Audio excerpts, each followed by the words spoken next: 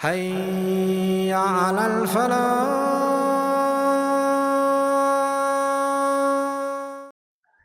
Ibrahim alayhi salam is claimed by the Muslims. I showed you how in the first point I made, how his connection is to Islam. But we're not the only ones who claim him. Jews claim him. Jews take pride in being the religion of Abraham too. They call themselves the religion of Abraham too. But I tell you something. It's ironic that when the Quran gave da'wah to the Jewish community in Medina, they said, no thank you, we don't need your Quran, we already have what we follow. We don't have to think about this new revelation. We already have our own revelation. And Allah says, وَيَكْفُرُونَ بِمَا وَرَاءَهُ. They don't even believe what they have. They even disbelieve in what they have. Forget what Quran, they don't even do justice to Torah. That's what Allah says about them. But you know, one thing that's really important here is Ibrahim, people, you may have heard this. The Quran says that there are people who did not accept the prophets because they said, we will follow our forefathers. You remember this? We will not accept the prophets because we follow our forefathers. So we don't have to do any thinking. All the thinking was already done by our ancestors. Whatever they did, they were older than us, they were wiser than us. So whatever they did must be the right thing. So why should we question it? Isn't that the thinking? And if you question what your parents did, or what your grandparents did, or what your great-grandparents did, then it's disrespectful. It's disrespectful. You shouldn't question what they did, you should just follow it. Ibrahim alayhi salam is actually, if you believe in Ibrahim alayhi salam, then you will never be this way. Because his entire life is about asking questions that gets him in trouble.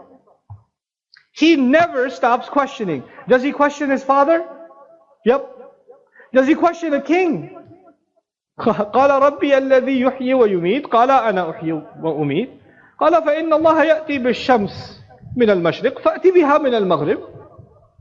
He questioned the king. He questioned his father. He questioned his society. He asked questions that got him in trouble. Ibrahim alayhi salam will never accept an answer until you provide him evidence, until you give reason, until it makes sense.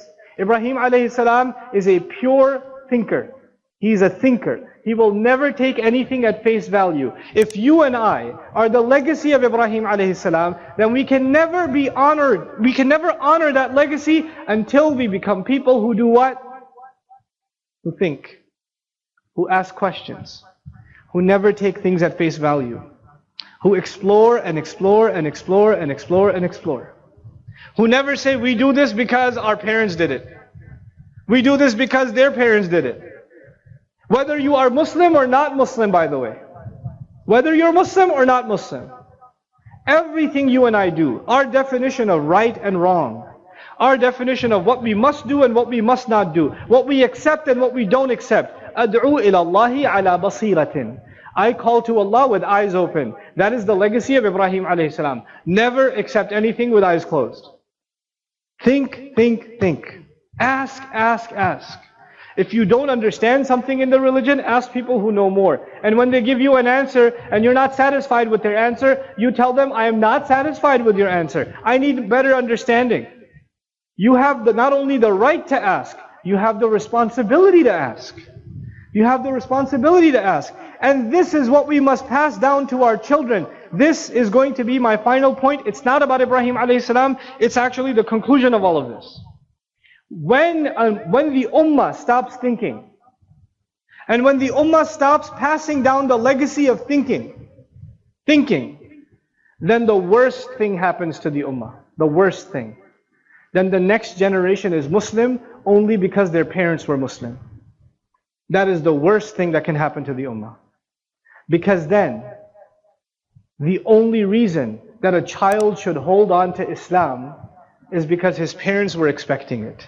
You know, we're living in a day and age where families are very separated and children live a very independent life from their parents now. They go to college, they go to university, they get a job, they have their own life. Isn't that the case? And when they have their own life, you'll notice the vast majority of, whether you're Buddhist or Hindu or Christian or Jewish or Muslim, it doesn't matter. You'll see most cases, the parents are religious and the children are what? They're not religious. And they say, well, when I used to live with my parents, they used to take me to church every week. My father used to take me to Jumu'ah every week, but now I don't live with my dad, I'm in college, I'm free. I don't have to go now. I don't have a reason anymore. The reason was my parents. And when they go back for vacation to their parents' house, then they go back to Jumu'ah again. And then they go back to college and they're free again. Isn't it? You know why this happens? Because we did not teach our children how to think about Islam for themselves. Why are they Muslim? Why must they accept Allah? Why must they accept the Quran? Why must they ask intelligent questions? Our religion is not a religion where you just accept with your eyes closed, we just follow it. No, no, no, no, no. Ibrahim alayhi salam didn't even just ask people. Look at the legacy of Ibrahim alayhi salam. He even asked Allah, Rabbi arini kayfa tuhyil mawta. Master, show me, how do you give life to the dead? How do you do that? He even asked Allah. And Allah asked him, أَوَلَمْ تُؤْمِنْ? Didn't you already have iman? Didn't you already believe? قَالَ بَلَا وَلَكِنْ لِيَطْمَئِنَّ قَلْبِي. No, that's because I want to satisfy my heart. Allah is teaching us through the legacy of Ibrahim alayhi salam that we should ask questions until we satisfy our heart, until the heart is at peace. You must explore, you must think, and we must inculcate thinking into our children. Unfortunately today, even religious education, Islamic education is not about thinking anymore. Memorize these surahs, learn how to make wudu. Here's the time to make salah. Done. Your tajweed is good? Done. Kids memorize Quran, that means he's already got a ticket to Jannah. Inna lillahi wa inna ilayhi raji'un. This child has memorized Quran, he's reciting Quran, but not for one day did he think about a single ayah of the Quran. How can that be? How can we be the religion? He's reciting أَفَلَا تَعْقِلُونَ وَلَا يَعْقِلُ. He's reciting, why don't you think? And he never thinks. You see the irony in that? You know? مَثَلُ الَّذِينَ كَفَرُوا كَمَثَلِ الَّذِي يَنْعِقُ بِمَا لَا يَسْمَعُ إِلَّا دُعَاءً وَنِدَاءً. This kid is leading Taraweeh. We're celebrating this child has memorized Quran. He's leading the prayer and he's reciting the example of those who, when they hear the call of Allah, it's like they're hearing just the calls of animals. It doesn't make any sense to them. And he's reciting it and he doesn't understand it. This is a tragedy. This is an absolute tragedy in this ummah. And it has to be undone, and this generation will have to undo it. Because wallahi al-azim, you know what is attracting people towards atheism? What's attracting people away from religion? I believe in science, I don't believe in God. There's all these people now. Why? Because they say, well, science, you get to think. In philosophy, you get to think. In atheism, you get to think. When religions don't want you to think, maybe other religions don't want you to think. Our religion is based, rooted in thinking. It's rooted in thinking. And that thinking, that critical questioning, that exploring, that is actually the legacy of who? Ibrahim alayhi salam.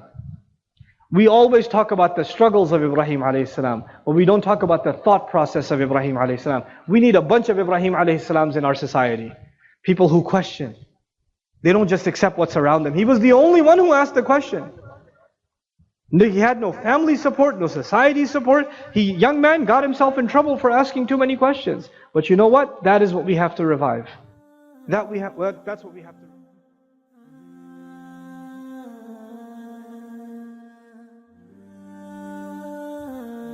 Assalamu alaikum wa rahmatullah. If you enjoyed this video, please do share it with friends and family. If you want to see more videos from this series, click on the box at the top. If you want to see other videos, click on the box at the bottom. And don't forget to hit the subscribe button. Thanks.